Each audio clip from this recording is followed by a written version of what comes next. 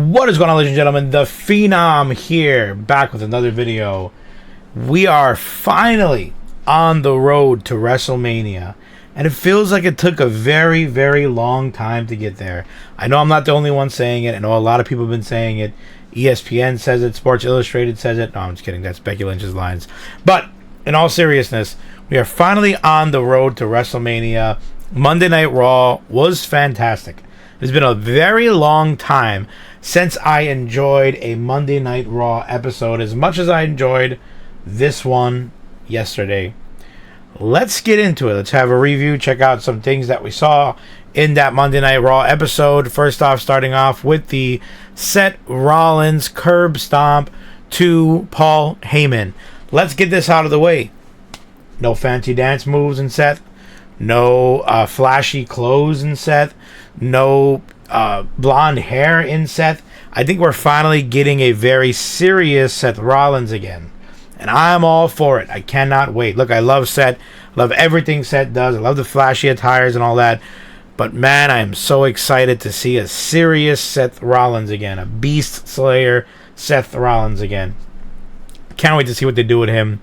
I kind of feel like the Division is kind of in a weird pickle right now with how they're also going against the Usos, and it's weird. It's weird. I don't know how they're going to get themselves out of it. But I really enjoyed this segment. Really hope Seth and Braun Breaker are eligible to fight for Mania. I hope that they both get cleared. The Gunther versus Dragon Lee match was surprisingly really good. I actually really enjoyed that match. I think it was great. I think the whole ending was great. You know, Gunther ripping his mask off just to dig the knife in even deeper, just to like make him more heel. Because if you don't know, I mean, taking a luchador's mask off is the most disrespectful thing you could possibly do. And I think they're setting this all up for Gunther versus Rey Mysterio, possibly at WrestleMania. It might be Rey Mysterio's final year in WWE. Who knows? He is 51-year-old, so if he retires, I wouldn't be surprised. I just hope it's not at the hands of Gunther. I hope that a luchador takes him out or something. Then coming to the AJ Lee promo. Listen, guys. I am a huge AJ Lee fan. But the new AJ Lee on the mic is garbage. Sorry, but it is what it is. AJ Lee on the mic is not good.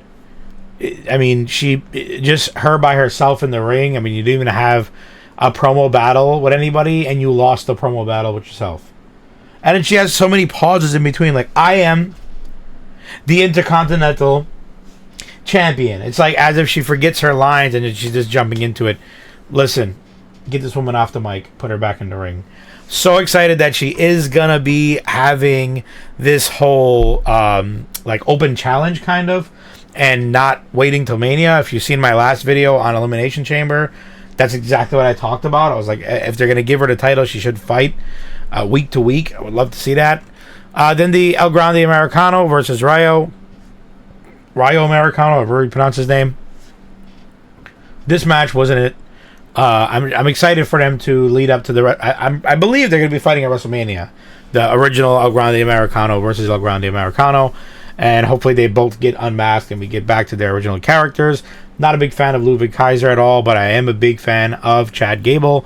And I think WWE is misusing him completely. I like this new character, but I need the old Chad Gable back.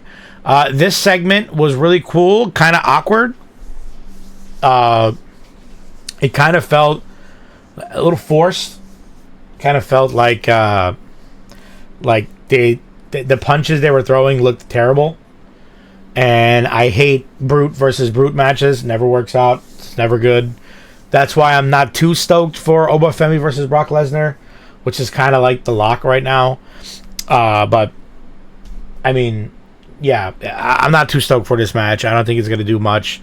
Hopefully it'll break Obafemi out of the smashing phase. Because, smashing phases for wrestlers never goes good. Look at Ryback. And then we have Jimmy Uso versus Austin Theory. This match was cool. The only problem I had with it, major problem, was how Jey Uso just came back immediately as if nothing happened.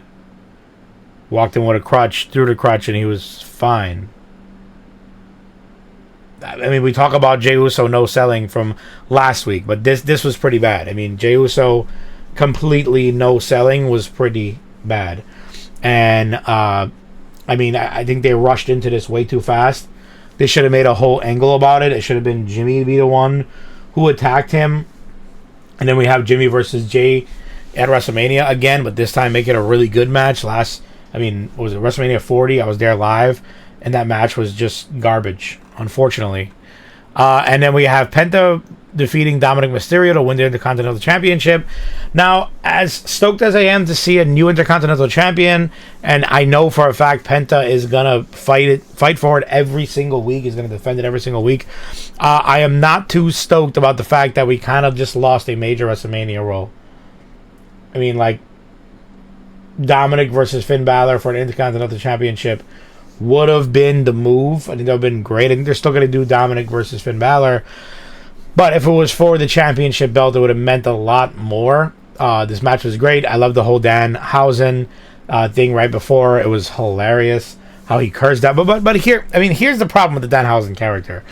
Now we know anytime we see him putting a curse on somebody, they will lose that match. So not only do we this would have been a really big surprise seeing Penta win, but because Danhausen cursed Dominic Mysterio before, it was kind of obvious what was going to happen, unfortunately. But with that being said, I enjoyed it. It was a really good match. Loved the ending. Congratulations to Penta. And then this banger of a promo. This is what we need in WWE more. Like at the start of WWE, at the start of Raw, when LA Knight was driving the ambulance, I got a really big nostalgic factor. I was like, wow, this is what we need. We need crazy stuff like this. And then this happened, and it was like Raw felt so good just seeing the LA Knight driving the ambulance, and then this promo was fantastic. Roman Reigns saying you're not CM Punk, you're a punk. You know what? It was just like, wow. And then CM Punk hitting him with "I'm going to bury you next to your father." Phenomenal. Great job. But I have one problem with it.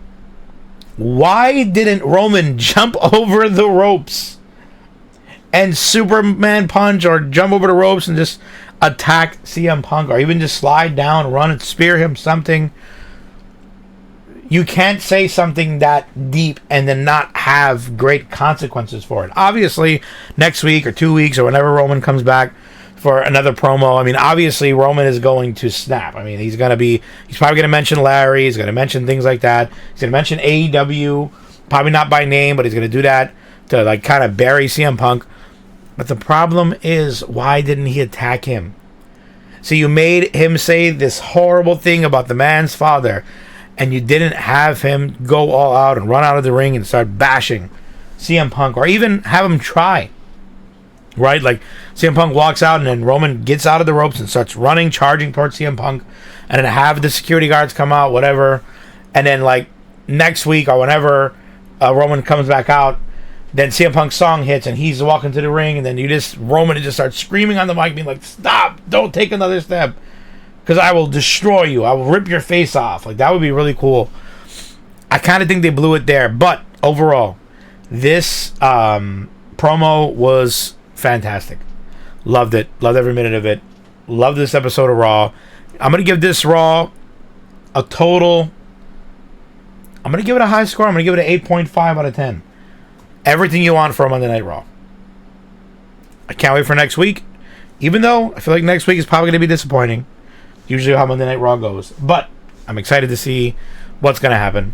If you enjoyed this video, please like, comment, and subscribe. And with that being said, Phenom out.